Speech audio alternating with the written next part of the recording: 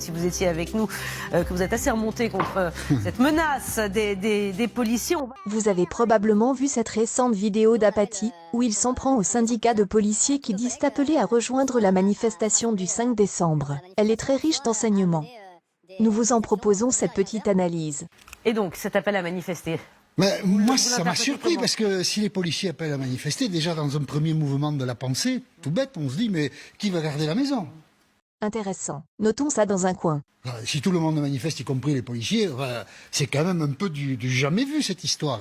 Mais plus précisément, Thomas Toussaint, UNSA, puis il y a Alliance aussi, ce sont des gros syndicats représentatifs de la police, suggèrent aux policiers d'aller dans les défilés de manifestants. Mais entre les manifestants, là, contre les réformes de la retraite, les cheminots, et les policiers qui manifesteraient, il y a beaucoup de choses. Les LBD, les grenades défensives, les œils arrachés, les œils perdus, pardon, les mains arrachées. Oui, en effet, la répression policière est féroce et scélérate. Elle est même parfois meurtrière, monsieur Apathy. Et oui, cela ne peut rester impuni, sans quoi il en restera des traces indélébiles dans la société, et pas que sur les visages de nos camarades. Il faudra que la justice populaire passe, sur ceux qui ont donné, ou qui ont obéi, à des ordres illégaux, pour que nous puissions à nouveau faire société, dans le calme. Pour protéger les policiers qui manifestent, il va falloir mettre des policiers qui travaillent, parce que sinon ça va mal se terminer pour les policiers qui manifestent.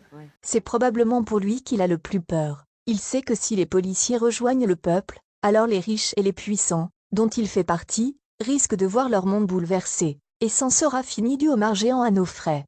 Cela risque de mal se terminer pour les policiers qui manifestent, dites-vous? Vous perdez confiance?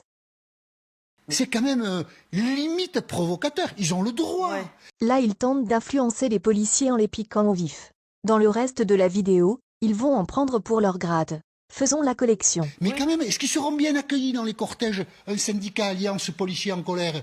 J'ai peur pour les policiers qui manifestent que non. Alors du coup, il y a le repli chafouin, parce qu'il n'y a pas d'autre qualificatif de manifestation symbolique entre 10h et 15h. Ben, pourquoi pas, madame la comtesse, à l'heure du thé, c'est très bien. On va fermer les syndicats, on va faire la grève des PV, et roule ma poule. Et regardez, là, le bas du tract que diffusent les syndicats unis, parce qu'on nous dit, union des syndicats, ça s'est pas vu depuis 20 ans. Dernière sommation avant blackout. Mais on est où, là? C'est quoi le blackout? Ouais. De quoi on parle? Vous êtes très en colère, hein, Jean-Michel. Mais... c'est pas leur place, c'est ça? Mais comment ils se défendent alors dans ces cas-là, les policiers? Alors ça, je vais vous dire, s'il y a bien des syndicats efficaces dans la fonction publique, c'est les syndicats de policiers. Beaucoup plus que les syndicats de l'éducation nationale, par exemple. Ils obtiennent plein de choses à chaque moment. Que les policiers aient des problèmes, c'est une évidence. Ouais. Qu'ils défendent leurs intérêts, c'est une évidence. Mais franchement, ils savent faire. Et c'est terriblement opportuniste à un moment où l'État est très affaibli, où quand même tout va mal, de les voir là dans le sillage des cheminots de la SNCF, sur lesquels ils n'hésitent pas quand même à faire de la répression quand ils en ont l'occasion. C'est terriblement opportuniste, ça manque de tout.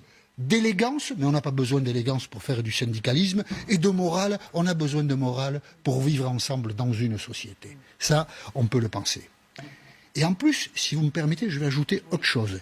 Les policiers ne sont pas reconnaissants à l'État de la protection que leur offre l'État depuis 1 an dans la crise des Gilets jaunes. Parce que l'État, c'est-à-dire le gouvernement en fait, fait tout pour bloquer les enquêtes de l'IGPN, 250 ouvertes. En tant qu'éditorialiste de LCI, Apathy peut donner son avis personnel. Mais de là à accuser le gouvernement de bloquer les enquêtes de la police des polices, il y a un gouffre. Alors monsieur Apathy, si vous disposez de preuves, vous avez le devoir de les communiquer à la justice, car il s'agit d'une affaire d'État.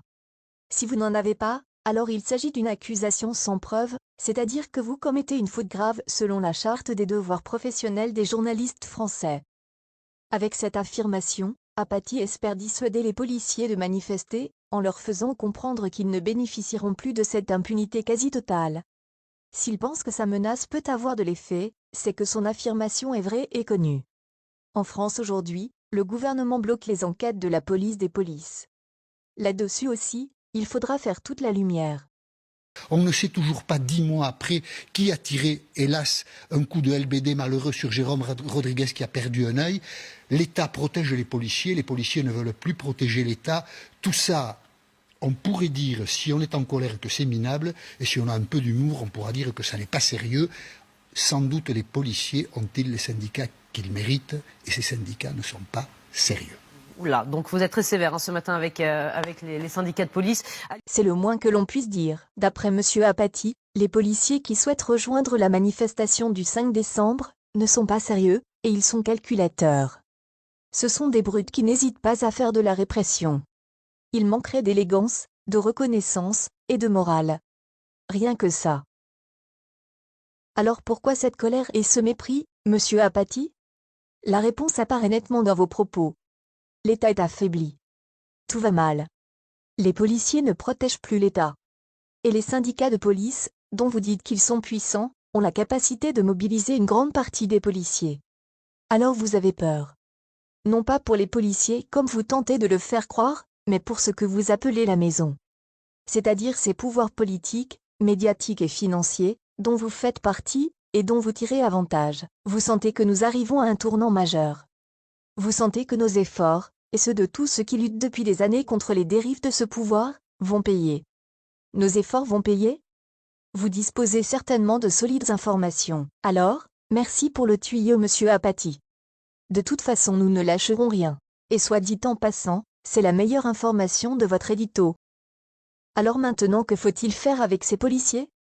Faut-il les laisser venir avec nous? Ou bien faut-il les rejeter pour leur rendre la monnaie de leurs pièces? En réalité, il faut faire ce que le pouvoir redoute le plus.